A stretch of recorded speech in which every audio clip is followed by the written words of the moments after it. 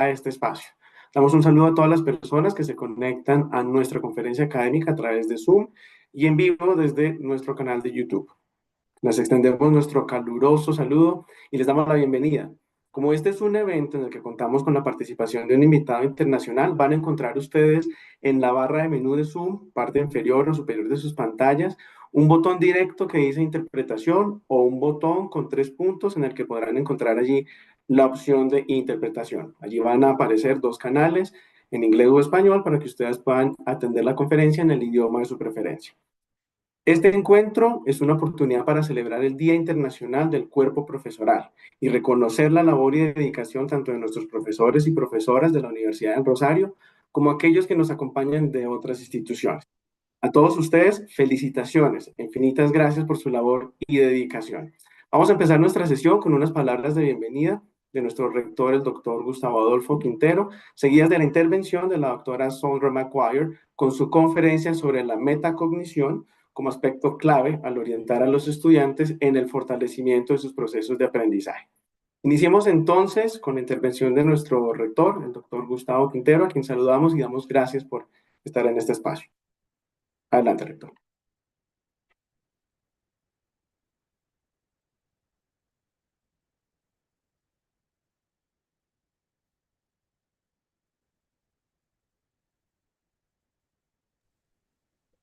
Muy buenos días para todos. Es un placer estar aquí con ustedes hoy. Un saludo muy especial a quienes nos acompañan en esta celebración del Día Internacional del Cuerpo de Profesores. Un espacio académico en el cual saludo a los estudiantes, a los profesores aquí presentes en esta área virtual, a los funcionarios, directivos de la Universidad del Rosario, pero muy especialmente a nuestra conferencista, la profesora Maguire, y al equipo de la vicerrectoría que ha hecho esto posible. Cuando leí por primera vez el libro de la profesora Maguire por allá en el año 2015 o 16, Teach Yourself How to Learn, comprendí muy bien lo que significa la metacognición, pero más allá de eso aprendí la importancia que ésta tiene en los procesos educativos y he sido o he tratado de ser un fiel intérprete de sus lecciones en mi quehacer académico como educador. Qué privilegio tenerla hoy aquí, querida profesora Maguire. En general, el término de metacognición significa tener la capacidad de pensar sobre el propio pensamiento. El primer paso para pensar sobre el pensamiento es tal vez reconocer que nuestra mente está permanentemente resolviendo problemas, incluso en los momentos aparentemente más mundanos. Luego de reconocer esos diferentes procesos de resolución de problemas, podemos supervisar, planificar e inclusive influir en cómo procesamos mentalmente las cosas. Seguramente con el tiempo mejoraremos cada vez más esa capacidad de juzgar cuánto aprendemos en la medida en que esa supervisión mental va a estar en constante mejoría. Por eso me parece importante asumir una mayor responsabilidad por nuestros procesos de pensamiento y tener siempre una disposición curiosa en nuestra mente, así como tener una disposición curiosa también sobre el mundo que nos rodea. Por eso considero que el tema que nos convoca hoy es fundamental cuando hablamos de educación en todos los niveles. Hablar sobre metacognición o la conciencia sobre nuestro propio proceso de aprendizaje resulta esencial para poder formar estudiantes autónomos, críticos y reflexivos, que es lo que requiere hoy en día la sociedad y es como lo enuncia nuestro enfoque pedagógico institucional, que puedan aprender, aprender y seguir aprendiendo a lo largo de la vida.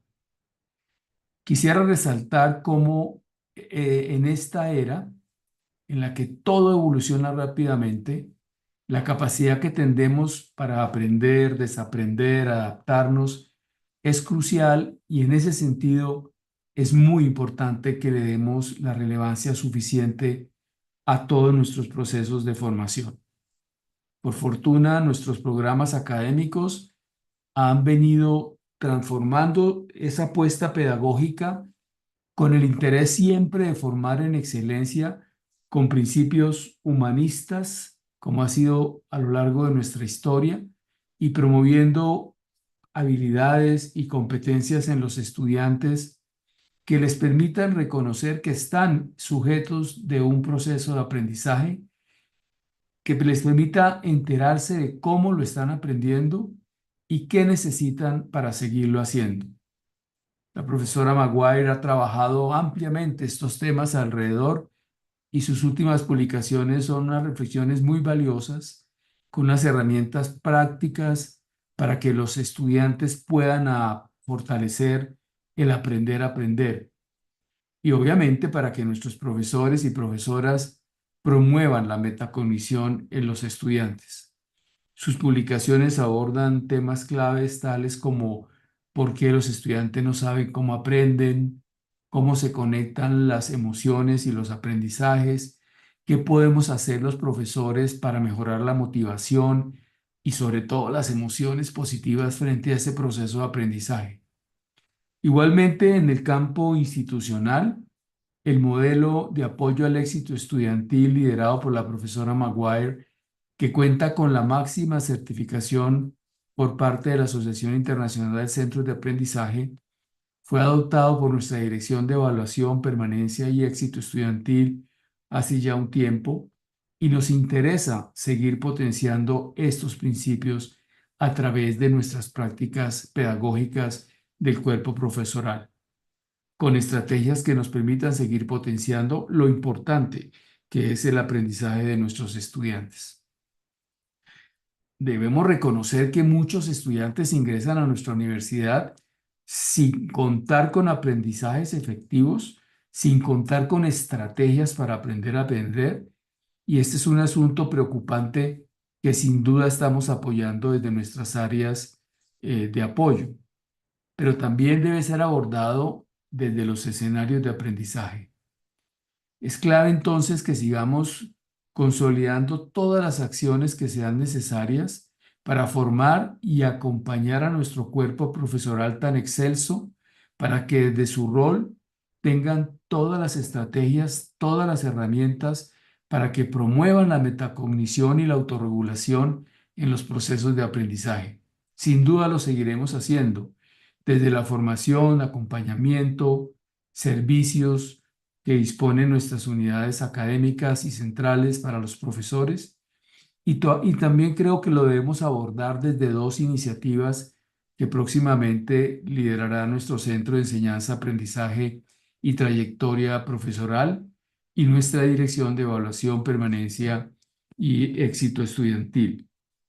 Estas dos iniciativas que estamos anunciando orientarán un curso virtual de desarrollo profesional sobre estrategias para promover la metacognición, al que por supuesto están ustedes invitados, y también dinamizará una comunidad de práctica que tomará como insumo el libro Enseñar a los estudiantes cómo aprender de la profesora Maguire. ¿Para qué? Para promover reflexiones, experimentación e innovaciones en las prácticas pedagógicas de nuestros profesores, con miras a promover también procesos de aprendizaje cada vez más efectivos. No me queda más que agradecerle a todos los asistentes y a nuestra ponente, la profesora Maguire, por hacer parte de este espacio que estoy seguro será enriquecedor y estimulante. Les deseo éxitos en esta jornada y me despido con un cordial saludo. Muchas gracias. Muchas gracias a nuestro rector por sus palabras. Continuamos entonces nuestra agenda con la conferencia de Sandra McGuire, quien es directora emérita del Centro para el Éxito Académico y profesora de química jubilada de la Universidad Estatal de Luisiana, institución en la que también fue vicerrectora adjunta. La doctora McGuire ha realizado conferencias y talleres sobre estrategias de aprendizaje eficaces en más de 500 instituciones de 47 estados y 12 países. Antes de incorporarse a la Universidad Estatal de Luisiana, trabajó 11 años en la Universidad de Cornell, donde recibió el codiciado premio Clark a la enseñanza distinguida. Su libro más vendido, del que ya hemos estado hablando, Teach Students How to Learn, Fue publicado por Stylus en 2015. La versión para estudiantes de este libro, Teach Yourself How to Learn, se publicó en enero de 2018. Sus trabajos académicos han sido publicados en las revistas Science, The Journal of Chemical Education y New Directions for Teaching and Learning. Animamos entonces a nuestros participantes a ir dejando consignadas sus preguntas o sus comentarios en nuestro chat, de modo que una vez finalizada la presentación, las podamos compartir con la invitada y de paso habilitar en ese momento los micrófonos para toda su participación. Agradecemos entonces a la doctora McGuire el haber aceptado nuestra invitación y le damos la palabra para que inicie su conferencia titulada Teach Students How to Learn. Metacognition is the key. Bienvenida, doctora. The floor is yours. Thank you so very much. I am so pleased to be here. I really wish I could be there with you in person, but that was not possible this time. But I do hope to come back because I love Universidad del Rosario. I have been there twice, and I love it. I love the way that you are emphasizing metacognition. I think you're doing it better than anybody else, any other institution, combining the teaching center with the learning center. And I'm just so excited to be here. So I will share my screen and we will get started. And yes, the sound is on. And I will share and go to the first slide. Let's see if I can, yes. And get the, okay, so you should see my first slide, do you? Yes, Okay, perfectly. yes. And let me just say thank you so much to the rector, Professor Hernandez. I don't think any administrator has read the book and knew it as much in detail as you do. And so I appreciate very much your introductory remarks because what you're saying is exactly why I wrote the book. That there are so many students now who come to our institutions and they don't know that they have control over their own thoughts. And so they want us to tell them everything. And I found that when they have this information, then they recognize that they're in control of their own thoughts and they behave differently. They do things differently. And so I'm just really, really excited to be here. And I want to thank so much Dr. Maria, because we have been working together now for over 10 years and through 3 different universities for Dr. Maria. And I just love that she is now head of retention and student success in the Directorate of Evaluation, Permanence, and Student Success. And I just really appreciate the institutional effort that you are putting together. And so I just wanted to give just a little bit of background of what Dr. Maria did. She planned workshops and interventions for students focused on the learning process rather than just the content of each subject. Because what we find so often is that students want to just memorize information for the subject, but they're not really thinking about how they process information and what the learning is. And you will see the study cycle in what we're going to talk about. And so she provided support with that. And she's trained many students, tutors, and teachers in the recognition and the use of metacognitive strategies. And so I think that that's really, really important. And so as an agenda for our brief time together, I'm going to first define metacognition and also metacognitive equity. And then we'll look at the impact of teaching these metacognitive strategies to individuals, to classes, to whole institutions. We'll talk about Bloom's taxonomy and the study cycle, which is so important for students to know, but most of them don't know about this. And then we'll talk about the role of mindset in student learning. That's the work of a cognitive psychologist at Stanford.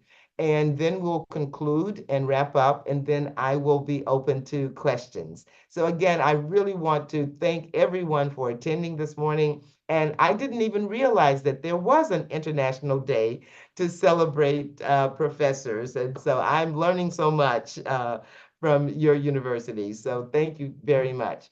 And so first I wanted to, let me move this out of the way. Yes, show you one of the things that Dr. Maria did. She was very interested, and she got it done, translating the books, Teach Students How to Learn and Teach Yourself How to Learn, into Spanish. And this was a long process, about 4 years, I think, Dr. Maria. But she was able to do that, and I'm so happy to know that the students can now read the book in Spanish. And so if we look at what metacognition is, and I think the rector gave us a very, very good description of metacognition. And when we explain it to students, I just say that it's the ability to think about your own thinking. And I say it's kind of as if you had a big brain outside your brain looking at what your brain is doing. And that big brain is asking your brain questions. And it's saying, my big brain would be saying, does she really understand this information, or did she memorize it last night because the test is today? My big brain is saying, if I have a paper to write, do I know that I need to start on it very early? I need to get a draft written. I need to talk with the professor about my ideas and get feedback from the professor, and then make changes so that when I turn in the final paper, it's as good as it can possibly be. Or am I planning to just write it the night before and turn it in without getting any feedback on it? It's your ability to be consciously aware that you are a problem solver, so that you don't need someone else to answer all your questions, solve all your problems. And when I talk to professors, I ask, when we think about our courses and we think about the questions that students ask, most of the questions that students ask us, where could they find that information? Well, they could find it on the course syllabus. And I say that if a student is not using their metacognitive brain, then they'll think, oh, I wonder when the next test is going to be. I need to go and ask the professor. But then the metacognitive brain says, no, no, no, we don't have to ask the professor about this. We can answer that question. And then the brain says, well, what am I supposed to do? I don't know the answer to that question. And then the metacognitive brain says, what resources did our instructor give us that might have the answer to that question on it? And so it leads them to the syllabus, and they get the information. And as the rector said, once they start realizing that they can be in control of their own thinking, their own thoughts, then they become much more self-directed and less dependent upon other people. It's your ability to plan your learning, monitor what you're doing, evaluate whether or not it's working, and then controlling it. So if you find that you are a procrastinator, then you think about ways, how can I avoid procrastination? How can I use my cell phone timer to make sure that I stay on track? And so it's a way of really making sure that you're taking control of your learning, and it's your ability to accurately judge your level of learning. So many of our students who will get a test or a quiz back and they haven't done very well, but they'll say, oh, but I studied for hours and hours and hours for that test. I don't know why I didn't do well. And many of those students are studying for hours and hours. They're just studying at the wrong level. They are memorizing information. They are rereading information, but they're not thinking about how they can analyze the information, how they can synthesize their own thoughts. And so they're just at too low a level. And so when we show them Bloom's taxonomy, when we teach them Bloom's taxonomy, it's like the light bulb goes on.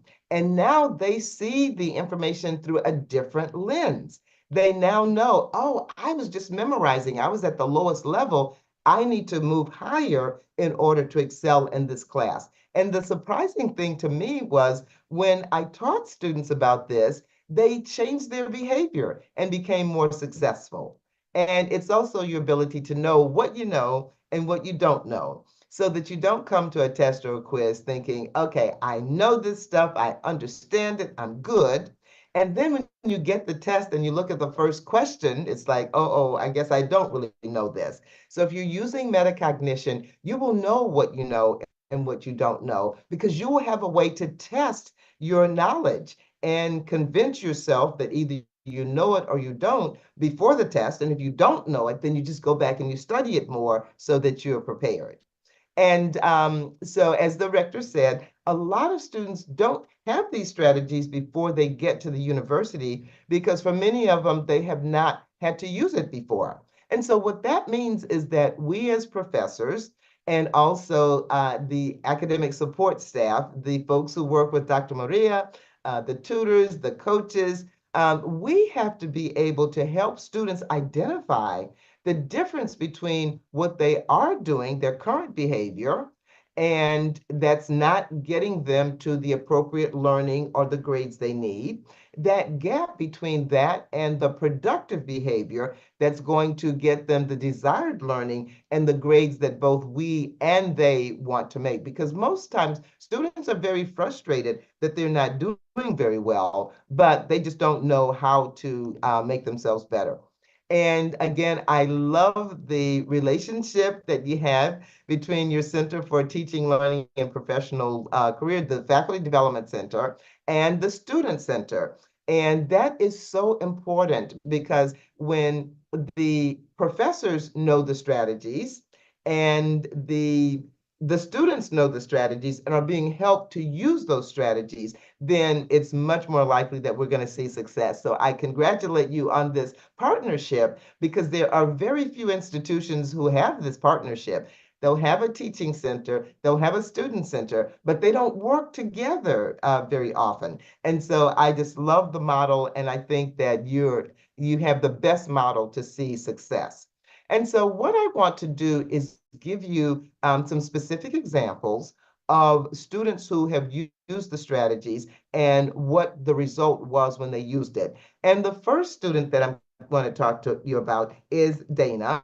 She was a student in physics, and she was about to drop out of the physics course when I met her. She'd made an 80 on the first test and then 54 on the second test. And she was very concerned when she made 80, which was a low B, because she was a straight A student before. And then when she made the 54, she was ready to leave physics altogether. But I talked with her for only about an hour, sharing the strategies that we're talking about today. And she made a 91 on the next test, then a 97, 90 on the final, and ended up with an A in the course.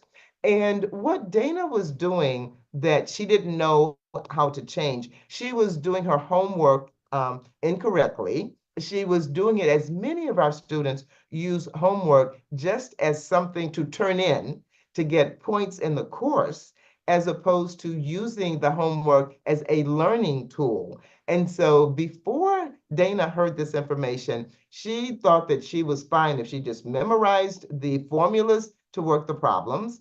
And she actually was also going to some online help for homework. And I find today that so many of our students are relying on online homework help. And I told Dana when she told me that she was using that, I said, Dana, that's cheating. Are you cheating? And she said, no, no, no, Dr. McGuire. She said, I would never cheat. She said, I'm just using this to get a hint about how to start the homework. And I said, well, yes, Dana, I understand. But when you get to the test, do they give you a hint about how to start each problem? And then she realized that when she was using that online help, that she was really harming herself instead of helping herself. And so after she heard about metacognition and the strategies, she started solving problems without using any external aids, and she was able to test her mastery of the concepts. And so I want you to hear from Dana in her own voice what she did. And so I just want to make sure that the sound is all the way up, and I will play it. And we tested this before, so it should be working. And Frey, I can see. Hi, my name is Dana Lewis Derby, and I am a former student Yes, loud of and Dr. clear. McGuire's, and she asked for me to share a little bit of my story with you today. So I met Dr. McGee at a Find Your Major workshop at LSU when I was a freshman. I knew that I wanted to major in physics when I started college, but I quickly found myself failing my introduction to physics class. So I freaked out and thought, you know what, maybe I'm not cut out for this, and decided to attend that workshop. When I went there, I shared my story, and afterwards Dr. McGuire approached me and asked me if I would consider sticking with physics a little while longer and maybe trying to approach my assignments and my tests in a little bit of a different way. So instead of changing my major, I stayed with physics, her and I began working together, and she began teaching me some of her strategies revolving around metacognition. I quickly learned that my method of trying to memorize material in order to pass assignments and tests just was not going to cut it. I had to really learn the ability to problem solve, and I essentially had to relearn how to study. I was reading chapters differently, making notes, and essentially completing homework assignments like I had to teach the material to someone else, with the thought behind that being if you can teach it, then you really do know what you're talking about. After working with Dr. McGuire for a full semester, I ended up making an A in my physics course, and I went on to graduate with my bachelor's in physics from LSU with honors, all with Dr. McGuire's help. So I didn't quite know that going to one workshop was going to be so instrumental in setting me up for success throughout my entire college career. My life would be very, very different if I had not met Dr. McGuire that day and implemented the strategies that she taught me. She is absolutely phenomenal, and she really does have the golden ticket of information that's going to push you towards optimal success. So I hope that you enjoy the workshop today. Thanks for listening, and best of luck. Bye. Yes, and I asked Dana to make that because I wanted other students to hear how easy it is to go from failing to making A's and B's. And I think that so many of our students, especially students who are in science courses and engineering and the health professions, they want to pursue those careers, but just like Dana, as soon as they start having difficulty, they think, oh, I must not be smart enough to do this. I need to find something else to do. And that's just really not the case. And so what I have found is, you heard Dana say that she started doing homework differently as if she had to teach it.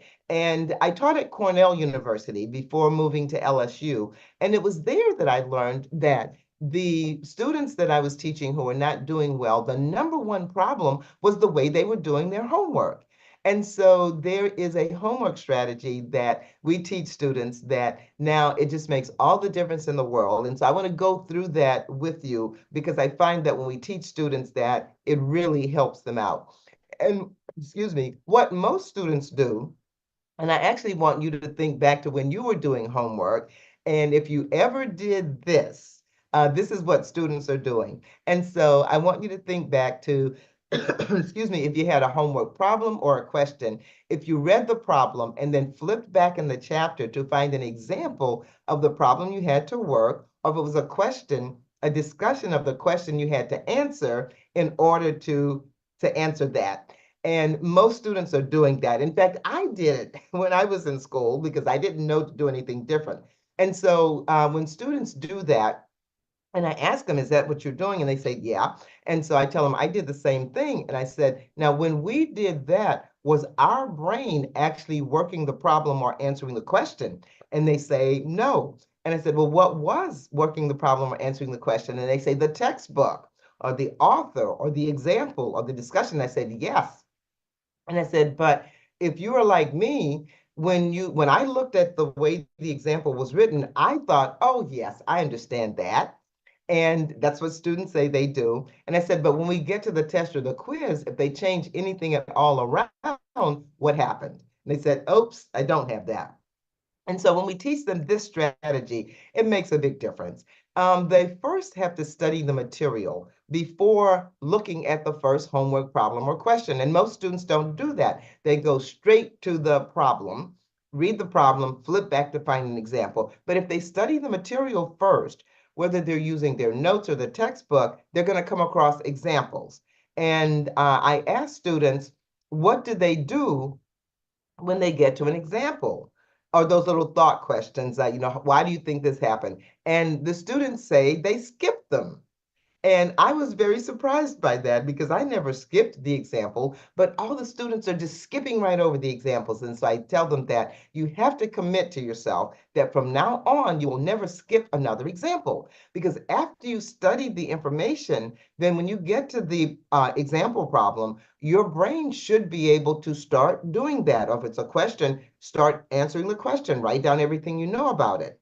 And so I said, if it's a problem, then start working it and work it until you get to an answer. Even if you're not sure exactly what to do next, just power your way through until you get to an answer. And then when you get to an answer, compare just your answer to the answer that's in the book. And if you got the same answer, then you can look at what the author did. But if you didn't get the same answer, don't look yet. Try to figure out where your mistake was. And then I stop and I ask students, I say, at this point in the process, do you think making a mistake is good or bad? And I want you to think, what do you think students say? Do you think students say making a mistake is good or bad? Now, I can tell you, if you're like most faculty, you said students say bad. But I can tell you that students always say good. I've never had a student group that said bad. They always say good. And I say, yes, you're absolutely right. But I said, now don't get me wrong. I'm not saying that if you don't make a mistake, that it's not good. It's fantastic if you don't make a mistake at this point. But I ask students, why is it good if you make a mistake at this point? And so I want you to think of why would it be good if you make a mistake at this point? And I will tell you the three most common things that students say.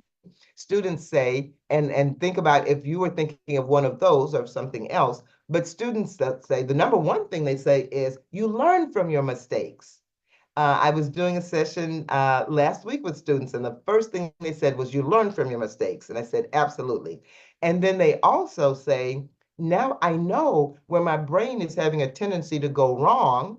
And so I can make sure that I don't let it go wrong when it's on the test or quiz. And then the other thing they say is, if I make the mistake now, then I have time to fix it before the test or the quiz. And they say, I'm never going to make the same mistake twice. So they understand that it's important to do the homework this way so that they can make mistakes now and get the mistakes out of their system. And so that's really important. And yes, if it's not correct, figure out where the mistake was made. And that's just the examples. I tell them when they get to the actual homework problems, try to speed it up, work them faster. And I'll ask students, how many of you have ever run out of time on a test or a quiz?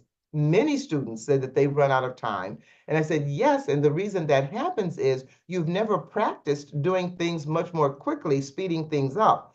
And we always have to give our brains practice doing what they're going to be required to do on the test or the quiz. Because if they've never tried to work faster, our brains cannot work any faster on the test. But after you've done the examples this way, when you get to the homework, do 2 or 3 problems, 2 or 3 questions, and try to work them a little bit faster so that when you get to the test, your brain will be prepared to do that.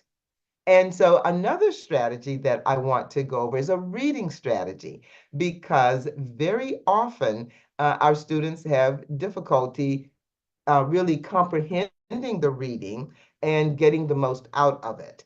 And this student had made a 47 and then a 52 on the first 2 tests. And I only talked to him about 30 minutes before the next test. He made an 82 on the next test, which I was surprised about. And I challenged him. I said, well, this is great. And I said, if you make higher than an 85 on your next test, I will take you to lunch. And so he called back and he said he made an 86.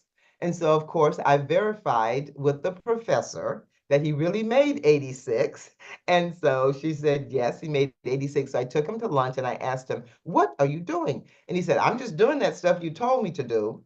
And it was a reading comprehension strategy. And I actually learned this when I went to a workshop. And I learned that the reason that most of us don't get the most out of our reading is because we read a little bit and then our minds start to wander. But if we do a big picture before we start to read, we give our brain the overview of what it's going to be reading about, and then come up with questions that we want the reading to answer for us.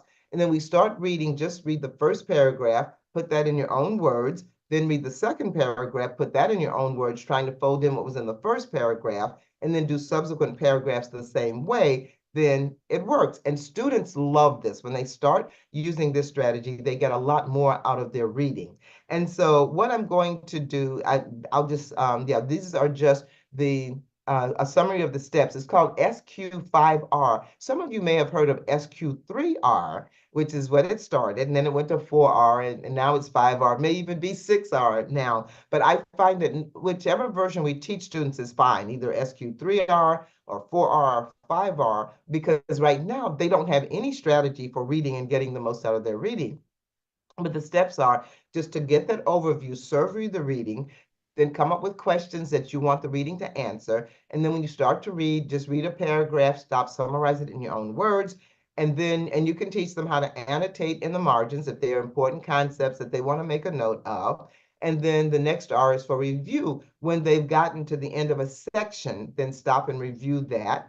And then the last R is for reflect. Are there any other views? Are there any questions you still have about the reading? Did the book say something that didn't make sense to you? If you were in a conversation with the author and you could ask them to rewrite a section because you had difficulty with it, what would that be? And when students use this, it makes a big difference. And so now what I'm going to do is I'm going to put a passage up and I'm going to read it. And I'm going to ask you a question after I finished reading it. So here we go. It says, a newspaper is better than a magazine. A seashore is a better place than the street. At first, it is better to run than walk. You may have to try several times because it takes some skill, but it's easy to learn. Even young children can enjoy it. Once successful, complications are minimal. Birds seldom get too close. Rain, however, soaks in very fast. Too many people doing the same thing can also cause problems. One needs lots of room. If there are no complications, it can be very peaceful. A rock will serve as an anchor. If things break loose from it, however, you will not get a second chance. And so I'm going to ask you, just based on what you've heard, if I ask you to summarize that information in your own words, would you be able to do that? And most times we do this and people say, absolutely not. It sounds like some kind of maybe poetry or something, but I don't know. And so then I asked, well, what if before we had started to read, we knew it was about flying a kite? And then people say, yes, now it makes sense because I can actually see everything now I can put in context. I see what all the sentences mean relative to flying a kite. And so it makes a big difference. And I like to do exercises like this with students. And there's one in the book. It's different from this one. But I want them to really experience how, if they use the strategies that I'm teaching them, how it really makes a difference. And so now they see, if they just took a minute or so to get an overview of a passage, if they'd known before they started to read that it was about flying a kite, which that overview would have given them, then they get a lot more out of it. And this is the reference for this. And here's the web link for it also, if you want to look it up on the web. And so what I find is that reflection questions are really key to helping students develop the skill at asking themselves questions and taking control of their learning. And there are two that I found particularly effective. And one of them is when I ask students, what's the difference between studying and learning? And most times nobody's ever asked them this, and so they haven't really thought about it.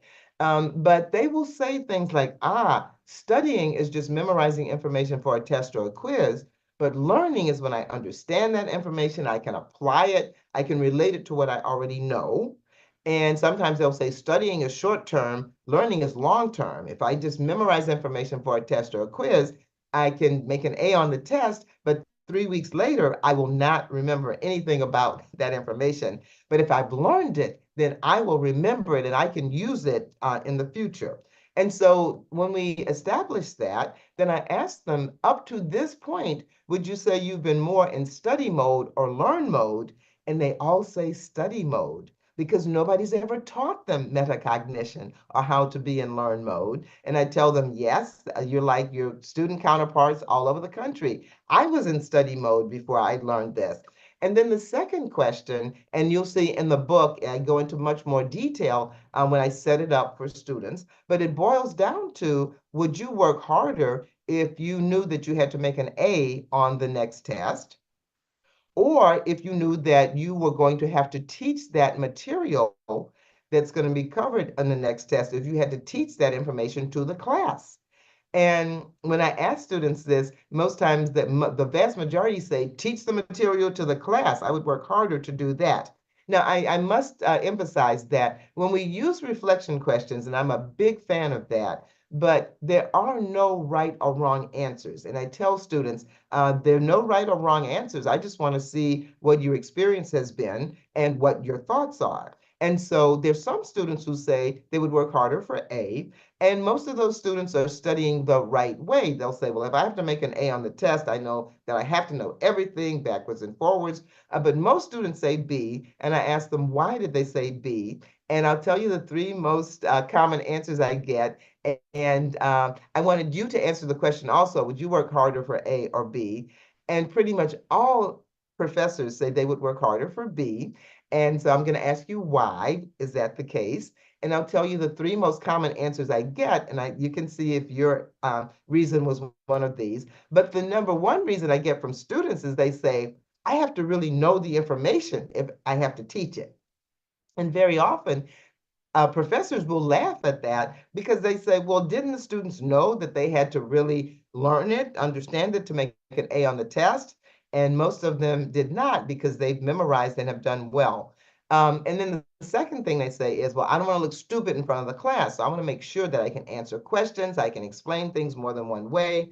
And then the third thing they say is, now I know that everybody's performance in class is based on what I do. So I want to make sure that I can use charts and diagrams for people who are visual. I want to make sure that I can explain it 2 or 3 different ways so they realize that they would work harder if they had to teach it. And so then I said, yes, well, up to this point in time, would you say you've been more in scenario A mode or scenario B mode? And of course, they say scenario A mode. And I said, yes, I love it when you're doing everything wrong, because that means that when you change something, you're much more likely to see improvement. Because I never want students to feel bad about anything that they've done in the past because they didn't know any better. And so when they understand this, they really do start teaching it. This was one young man who said he really liked this strategy. He had a betta fish in his room, and he started teaching the materials to his betta fish. And his biology exam grades went from 66 to 98, his chemistry from 62 to 83, and he ended up with a B in both courses. And I asked him to email me and tell me exactly what he did differently. And this is what I'm going to encourage everybody, all professors, to do. Because if we ask students to email us and tell them exactly what they did differently, we will be able to share that information with other students. And sometimes I learn things, they do things that I didn't tell them, but now that they're thinking on their own about how they can improve their learning, then it makes a big difference. And so this person started attending more of the exam reviews and supplemental instruction sessions, which are kind of like group tutoring. And before he learned about this information, when he went to tutoring or group exam reviews, he didn't do anything. But now after this, he knew that he needed to know what he understood and what he didn't. And so he would try to answer as many questions as he could so that when he went to the sessions, he knew exactly what he needed to focus on. And then after those sessions, he would go back to his room and teach the materials to his betta fish. And anything he couldn't totally explain, he would study that more. And then he just continued that cycle until he could explain everything in his notes. And so many students tell me that the change for them happened when they started to practice teaching the information. We had a veterinary school student who was failing her animal physiology course, and she ended up making an A. And I asked her what she did differently. And she said, Dr. McGuire, I have the smartest dog in animal physiology on the planet. She said every day after class, she would go and she would teach him animal physiology, and that's the way she learned it. And one of the things that I like students to know is that when you start using these strategies, you can make very quick improvement. And so I'm going to do this little exercise with you. There's another one that's in the book, but on the next slide after this one, there are going to be a whole bunch of numbers all jumbled up. And I'm going to give you 15 seconds to first find the number 1, and then find the number 2, 3, find the numbers in sequential order. And then when I take them off the screen, I want you to remember what's the last number you saw as you were finding them in sequential order. So let's start finding the numbers now.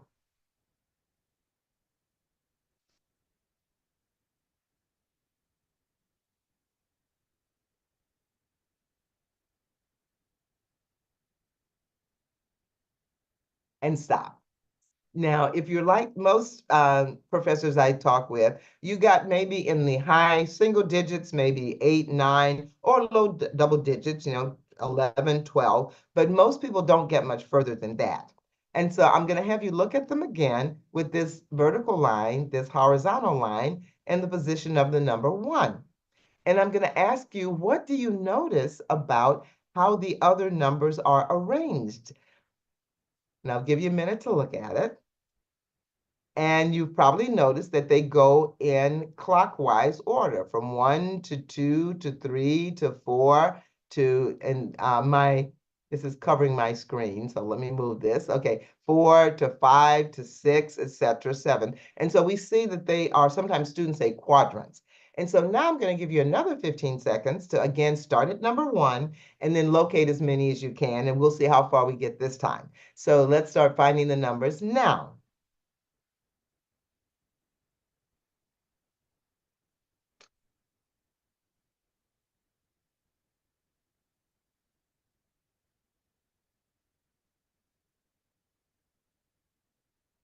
And stop.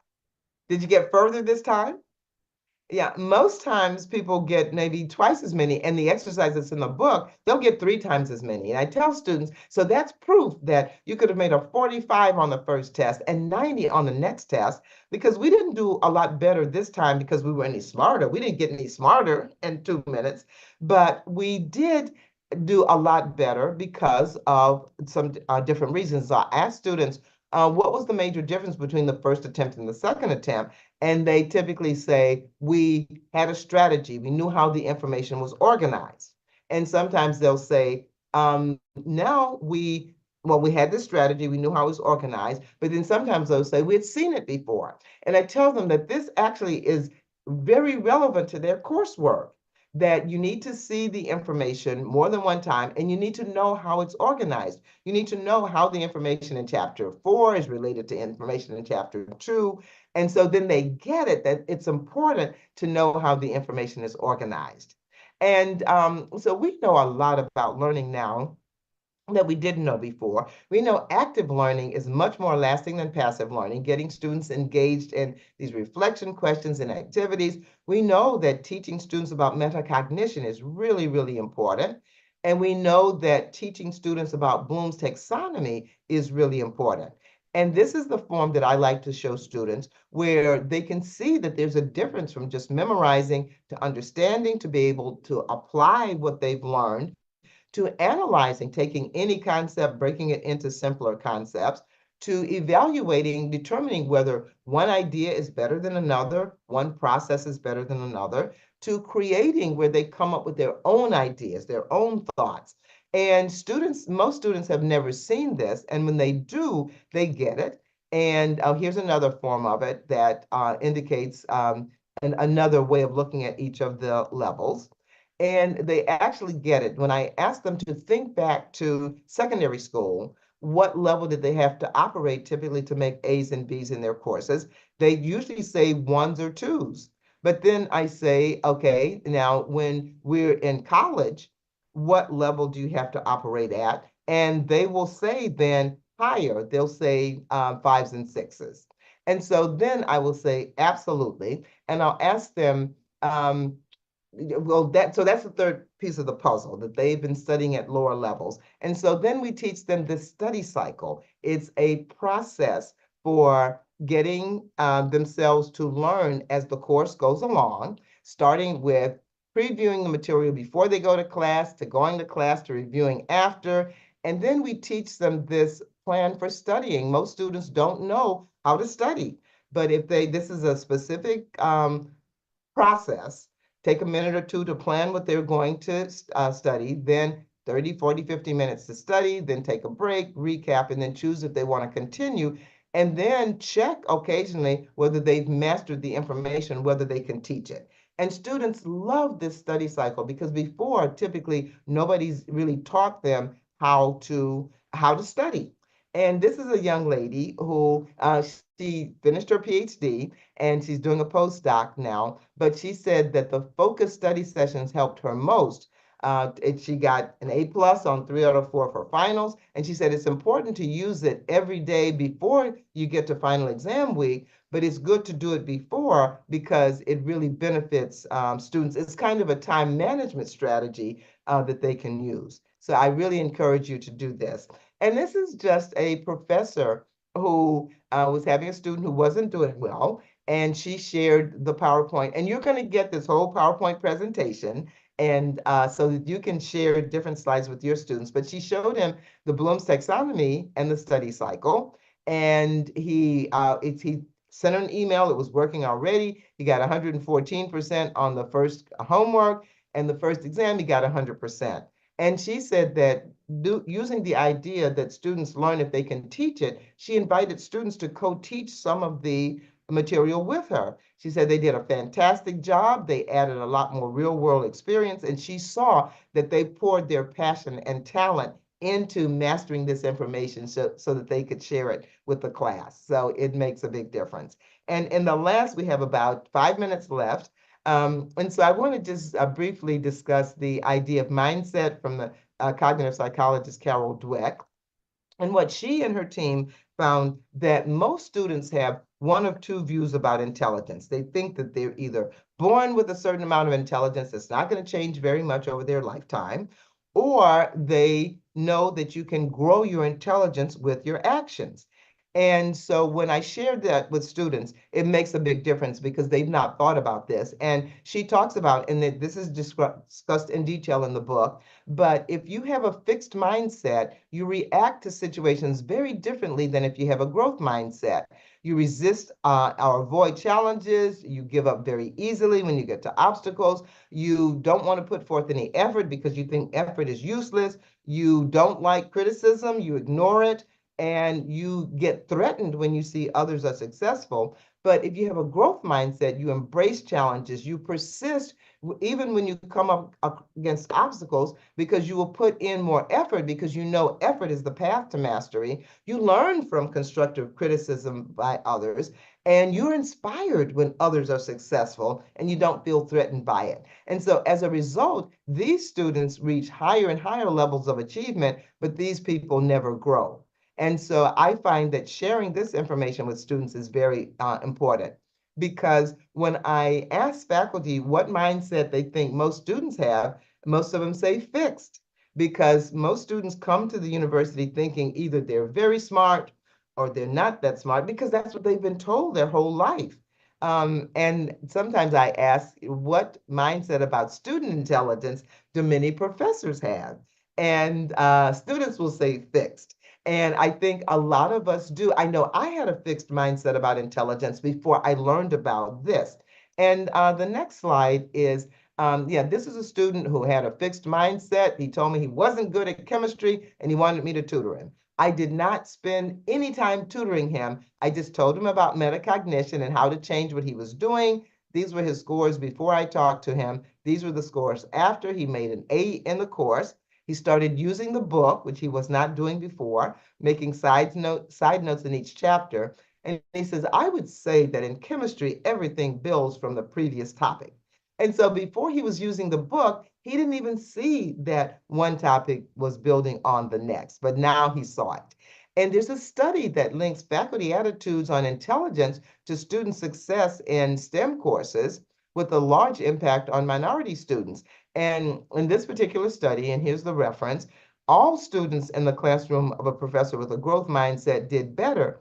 And the difference between the students who were Black, Latino, and Native American and the white and Asian students, if they were in the classroom of a fixed professor, the difference was 0.2, and with a growth professor, 0.1. So it cut it essentially in half.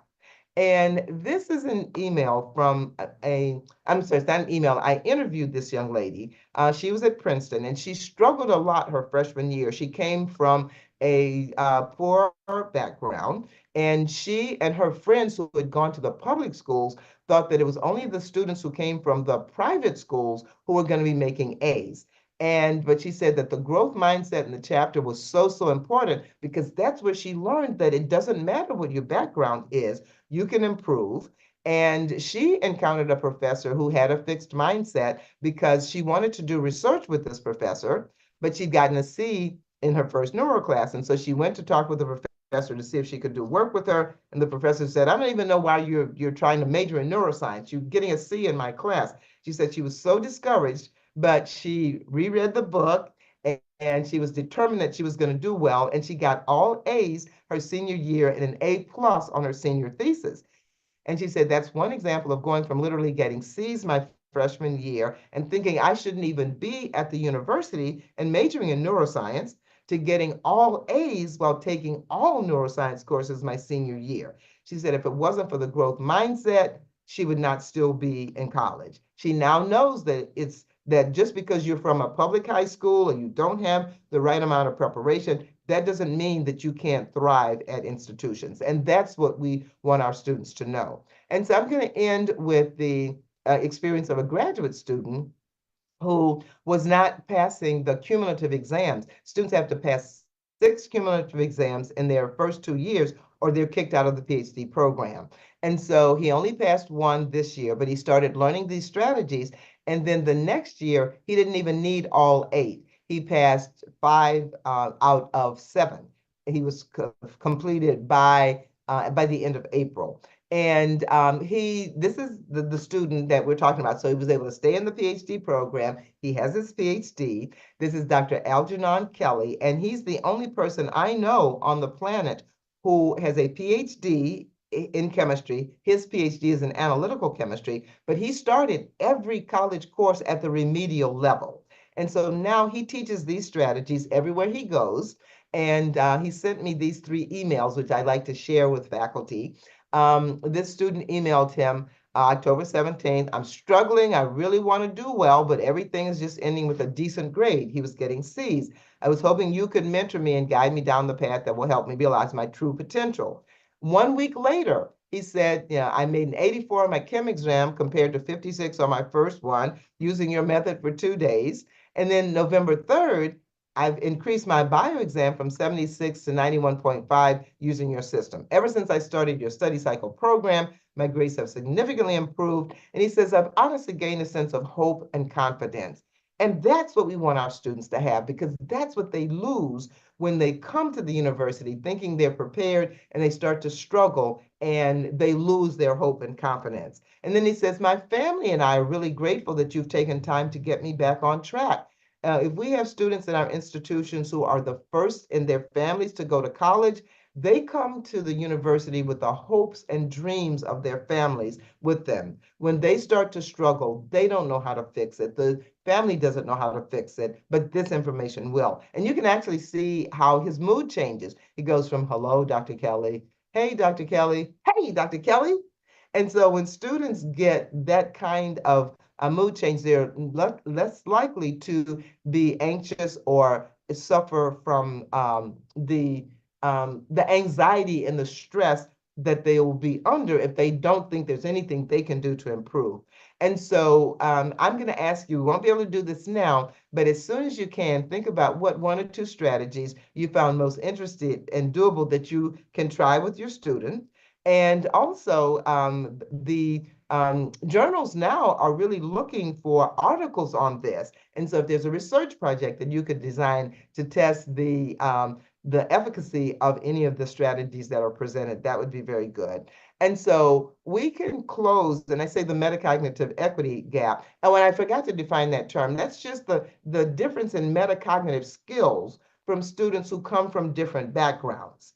And there's this gap. The students typically who come from poorer backgrounds haven't learned these skills. And students many times from other backgrounds, sometimes they've learned these skills in secondary school. But we can help all students understand this by teaching students how to learn, by making the learning visible. And we can't judge their potential on their initial performance because they may fail the first test, but that doesn't mean they don't have the potential to make an A. We've got to encourage them to persist even when they initially fail, and we've got to encourage them to use these metacognitive tools that will allow them to get more deep and integrative learning. These are some references, these are some acknowledgments, and this is the end. I will stop the share and say thank you very, very much, and I will turn it back over. Muchas gracias, doctora McGuire. Estas reflexiones que nos ha compartido son en verdad valiosas y nos dejan ideas e invitaciones para seguir explorando nuevas formas de promover procesos de metacognición, sobre todo en los estudiantes.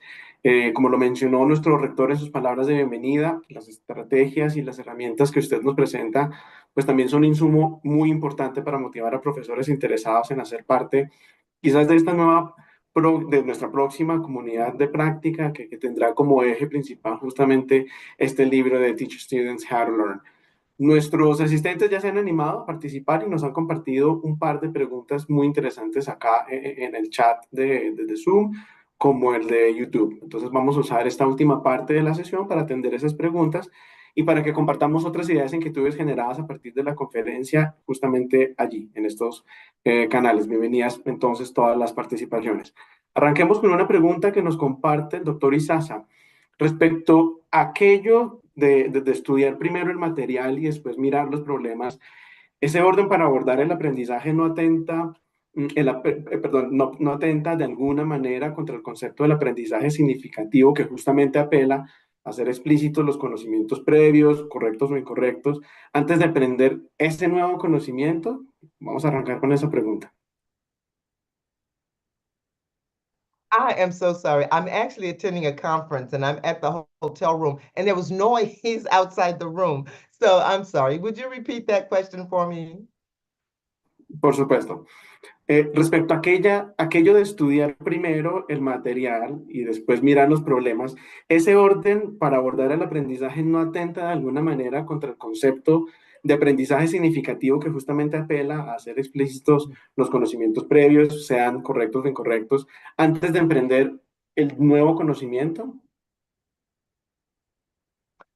Yes, I see what you're saying. And I think we may be talking about two different things. Now, with the significant learning, yes, to get an idea to help students understand exactly what do I know about this before I start to learn new information. That's very important because they can now connect the new information they're learning with what they already know. And this particular method that I'm talking about really is related just to the homework problems that students are doing. And so what I find is that now, and if they read a homework problem and then stop to think, what do I already know about this? And then go and look at the information to read it. That's absolutely fine. That's actually even better than the strategy that I mentioned. So thank you so much for pointing that out. But what most students do right now is they don't think about what they know.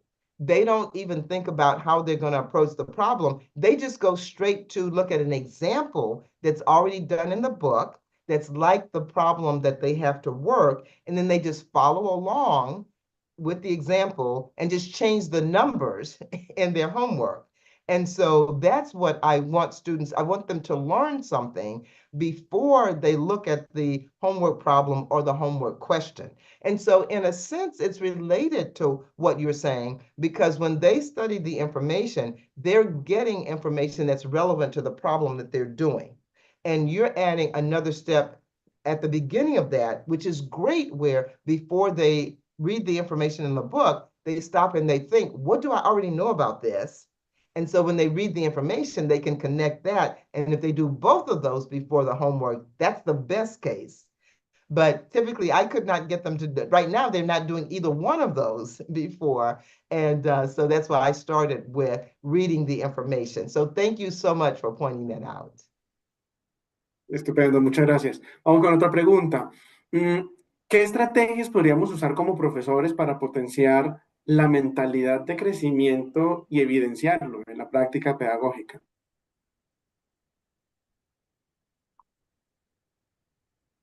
Yes. And was the question about the group mentality? You said, okay, yes. And actually, I addressed that in the chapters on motivation, because we talk about 5 bases of intrinsic motivation, and one of them is to feel that you are part of a group effort. And so I think that that's why if we look at our athletics teams, our sports teams, they put in so much work in that because they're part of the team and they don't want to let the team down. And so they know that they've got to perform. So in the classroom, what we can do is we can have students working in teams in class. And the way I've seen it done a number of different ways, but sometimes the students will be divided in teams, and then each group gets to pick the name of their team. And then when the professor is teaching information, they can randomly call on one team, ask a question, and call on one team to answer. And the team gets to discuss it for maybe 15 seconds and give an answer. But if that team doesn't get it right, then another team is chosen to answer that question. So that's one way to do it. And we find that when students are working in teams like that, they work together because they want their team to win.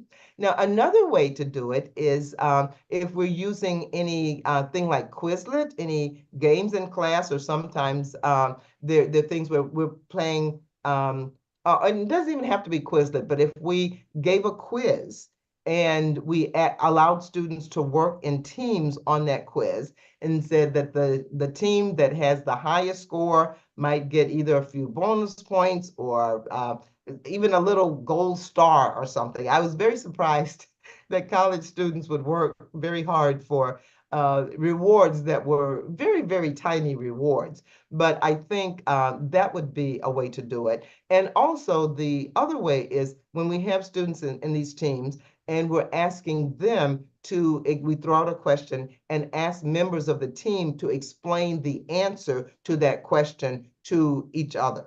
And it may be that we'd have a sheet with 5 questions. And if they're teams of 5, then each one in the team has to take a question and explain that information to other groups in the team. And their team members are listening. And if they hear anything that they don't agree with, and they can discuss it. And so it really gets students working in teams, gets them more actively engaged with the material. And then when we throw in that little bit of competition, then we find that students really find it a lot of fun and get engaged. Thank you for that question. Bien, muchas gracias. Vamos con otra pregunta del chat. La articulación entre la metacognición y la mentalidad abierta al aprendizaje justamente han hecho cambios significativos en las formas de aprender a aprender. Pero, ¿cómo podremos usar estas estrategias para potencializar la motivación en los estudiantes para que realmente pasen de estudiar a aprender? Yes, that's a great question. Thank you so much for that question. Yes, so and very often I get the question, they say, well, don't students have to be motivated in order to use these strategies? And so I actually find that quite the opposite is true, because most students have never heard about metacognition. They don't know that there's something that they are in control of how well they do in school.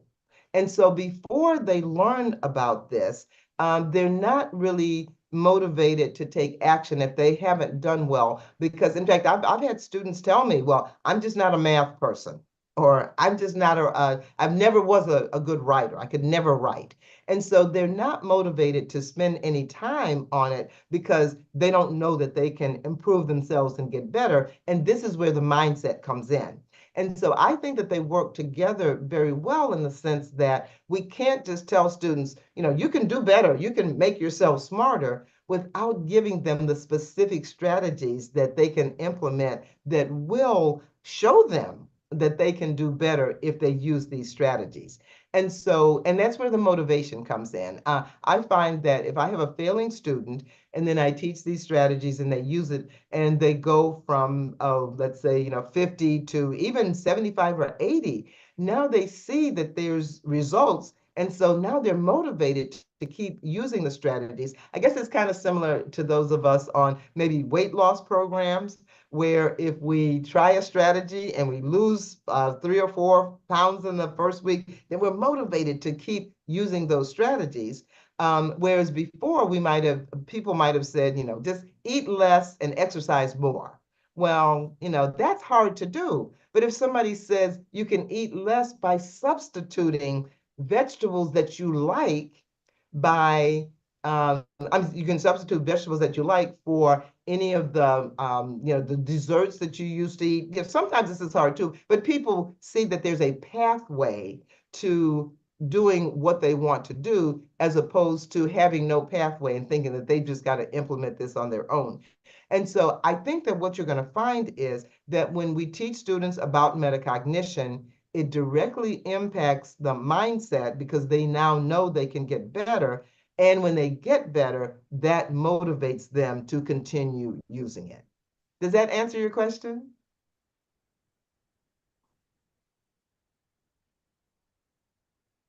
Muy bien, muy bien.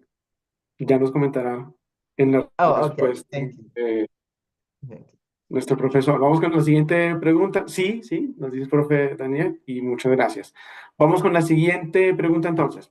¿Considera usted que algunos elementos de la cultura anglosajona podrían no funcionar en la cultura latinoamericana?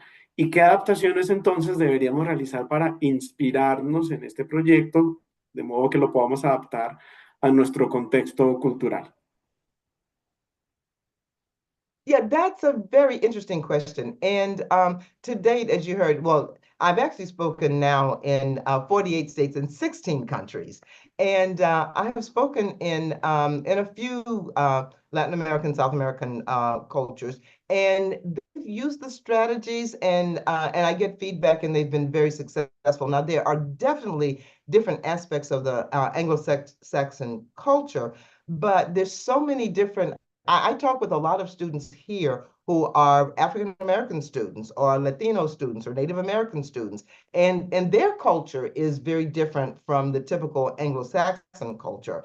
And so what I find is that the strategies, the reason the strategies work is it helps students to connect specifically the behaviors they've been implementing in order to learn.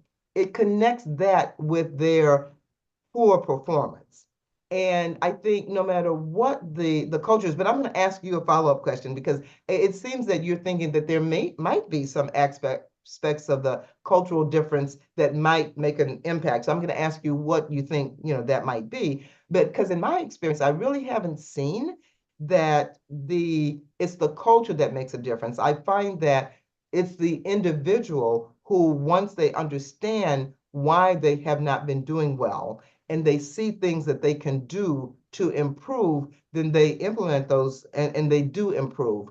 But now, one of the things I know in the African American culture here, there is more of an interest in having the group move forward because of, and so it's less an individualized culture. I want to do well for myself. I want to make sure that there are more Black physicians who can treat Black patients. And so there seems to be more of a collegial feeling in my culture than in the Anglo-Saxon culture. But, and so I don't know if that answers your question, but I'm going to ask you to tell me if there was a specific thing that you had in mind, and then I can address that. Estupendo, muchas gracias. Hay un par de preguntas en el chat que me gustaría abrirle los micrófonos a estos profesores porque están directamente formuladas en inglés. Entonces, si están de acuerdo, les voy a dar el paso primero al profesor que ya la había escrito anteriormente, el profesor David Gleiser, si la quiere formular en inglés directamente con el micrófono abierto, y luego la profesora Karen Aguía. Okay.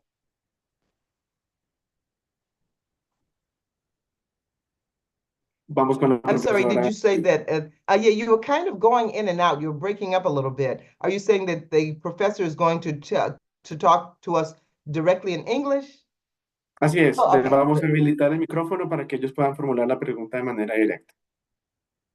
Entonces, profe Aguía, adelante.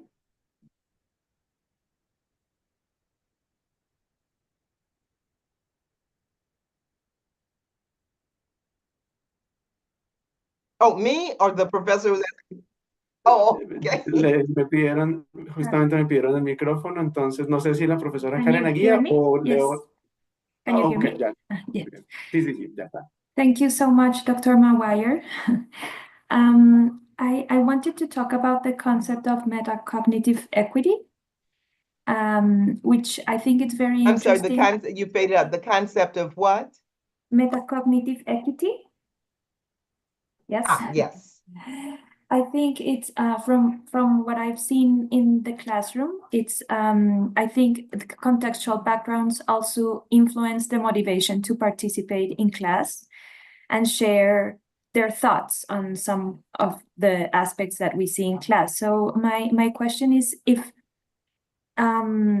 we should apply these strategies independently so the students can take appropriation of the concepts, or should we privilege guidance in class on how to approach a reading or a topic, or privilege independence on the way they do the process?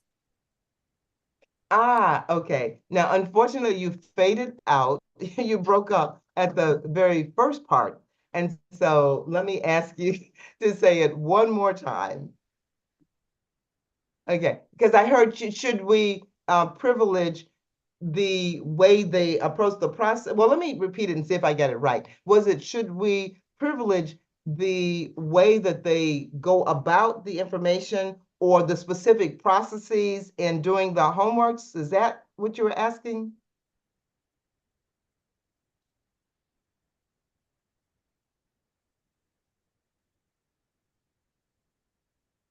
Yes, exactly. So if you agree, I could try to paraphrase here. So she's asking something like, should we privilege guidance in class on how to approach a reading or a topic, or should it be done independently? Okay, great. Thank you so much for that question. I'm going to say in class, because, well, okay, so there are two answers to that. I'm going to say in class, but the number one complaint I get from faculty is from professors. They say, I don't have time to do this in class. I have too much information to cover, and so I don't have time to do this in class. Now, I think it's best to do it in class, take some time to do it in class, because I think more students will implement the process if we do it in class.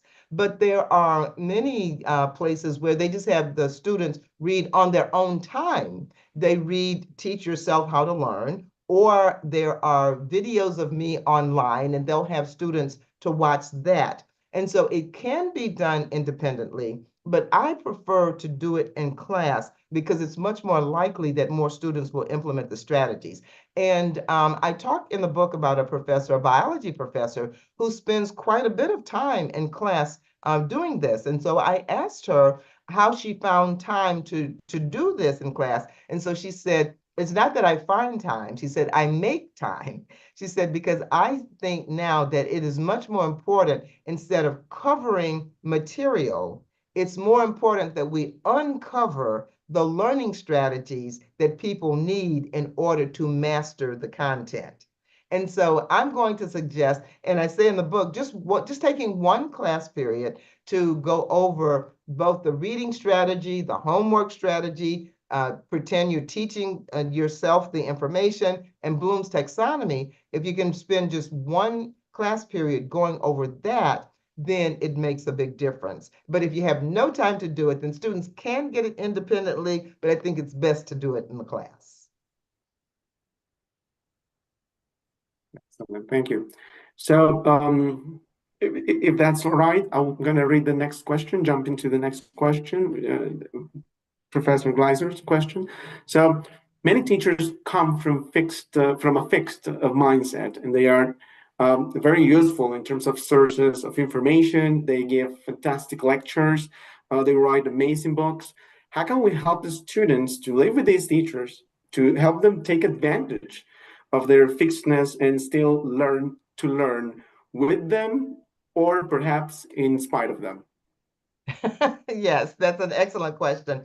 And I say in the book, and it's true, I mean, I was one of those people who had a fixed mindset before I learned this information. I thought that there were certain students who were smart enough to excel in organic chemistry or biochemistry. And I thought that the students who were struggling at the beginning just were not going to be able to learn the material. And I feel so bad about this now, but I would tell students if they had failed the first two tests and came to talk with me and said that they really wanted to be a doctor, I would say, well, let's talk about something else that you might be interested in.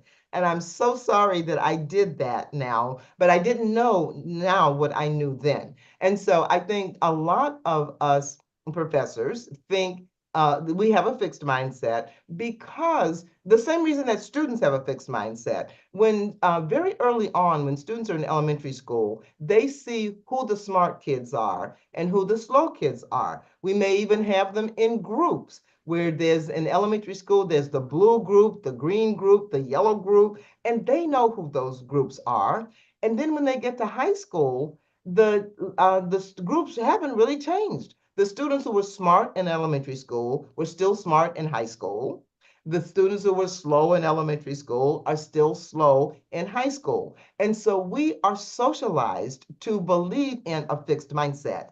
And as professors, we were always in the smart group. And so we know we're smart, and we don't think that the people in the slow group could learn as quickly as we could. But what changed my mindset about that was I saw that when I started teaching students these strategies, I had students who were going from D's and F's 1 week to 3 weeks later, they were making A's and B's. And then that's when I learned it's not about how smart the students are when they get to me. It is about how can I teach the students who are not doing well the strategies that the other students are using in order to do well. So what changed me from having a fixed mindset to a growth mindset is I saw students go from F's to A's. And so I knew that that was not the case. Now, the other part of the question is, do we teach students, to excel in spite of being in the classroom with the professor with a fixed mindset? And I'm going to say yes to that, because I do think that most professors who have a fixed mindset are probably not going to change, but students, they may change. I think students might be able to convince them, because I have a young lady, she's in dental school now, but when she did not do well on her first test in biochemistry, she said the professor, it was clear that he did not think that she was going to be able to excel. But she started using the strategies and doing better, and he changed his attitude about her. He treated her different in office hours. He treated her now as someone who he thought could master the material, whereas before he treated her as someone who he didn't think was going to learn the information. And so I think often our students can demonstrate to faculty that they need to have a growth mindset instead of a fixed mindset. But if they're in a classroom with a professor with a fixed mindset, they just go on and excel. And that's one of the reasons that I took the approach. I want us as faculty to teach students the strategies they need to excel, because they work in any class. And so when they get to those classes where the professors aren't using the pedagogical strategies that they're being taught, it doesn't matter, because the students will have the strategies they can use to learn and excel at the information. Estupendo. En aras de tiempo, pues tenemos muchas más preguntas, pero vamos con una última. So I'm going to jump into this last question. So what's the difference between recite and review in this method of the SQ5R? Okay, Both yes. ask you to summarize, and in your words, what would you tell is like the main difference between these two exercises?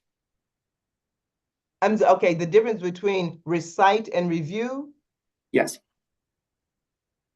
Okay, yes. Yes, that's right. In the And that was the reading strategy. And in fact, I can pull it back up and share my screen again so we can go to that. Oh, I just got the message that my battery is running low. Let me just hold on a second. Let me plug in my power. Absolutely. Oh, okay.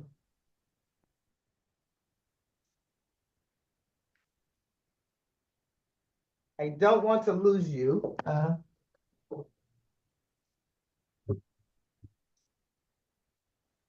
And yes, okay, so now the power is plugged in. Oh yes, I was gonna pull up that reading strategy and okay, yes.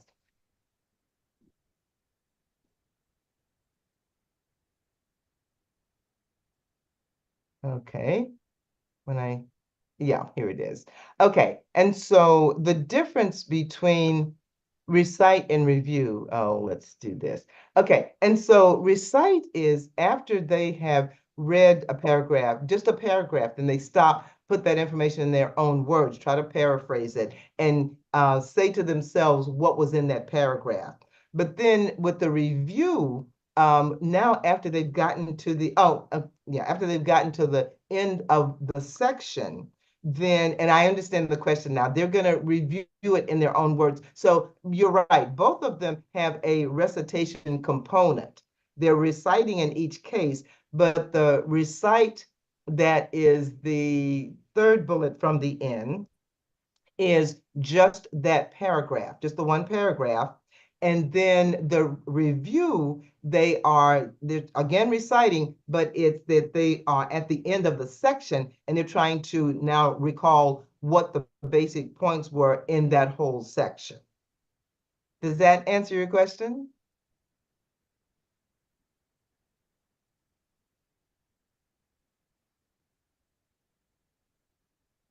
Darle un momento. Es Fabio quien realizó la pregunta.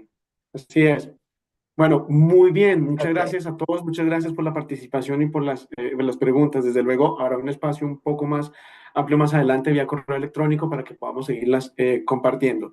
Llegamos entonces al final de esta sesión, no sin antes agradecer nuevamente a la doctora McGuire toda su generosidad por habernos compartido sus reflexiones. Desde luego a todos ustedes, reiterarles las felicitaciones en su día. Gracias por su participación en este espacio.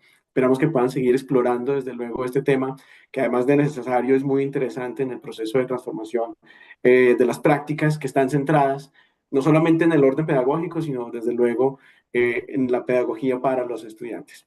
Les deseamos entonces a todos ustedes un feliz resto de día, agradecerles su tiempo y seguiremos muy en contacto.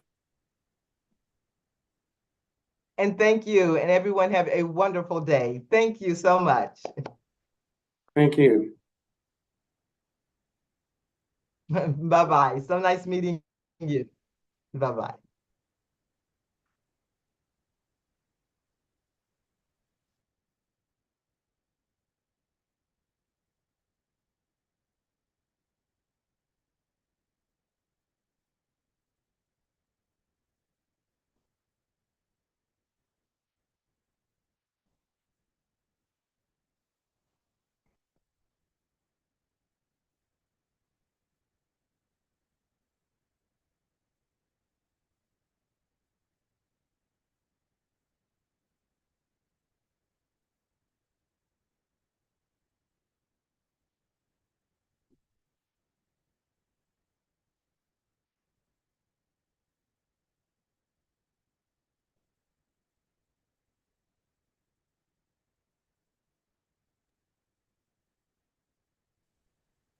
Bueno, queridos, mil gracias.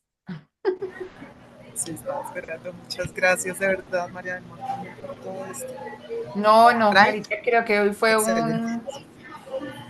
un buen avance. Creo que comenzamos ya a poder mostrar esta articulación que tenemos desde nuestras dos direcciones y creo que eso, pues lo dijo el rector, lograremos grandes cosas seguramente. Y ella reconoce esa articulación de estas dos áreas que me pareció súper bonito a partir de lo poquito que le compartimos.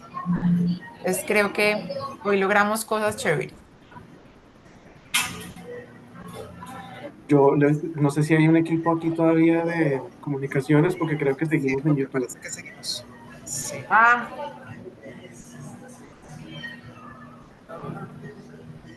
Ercito está acá.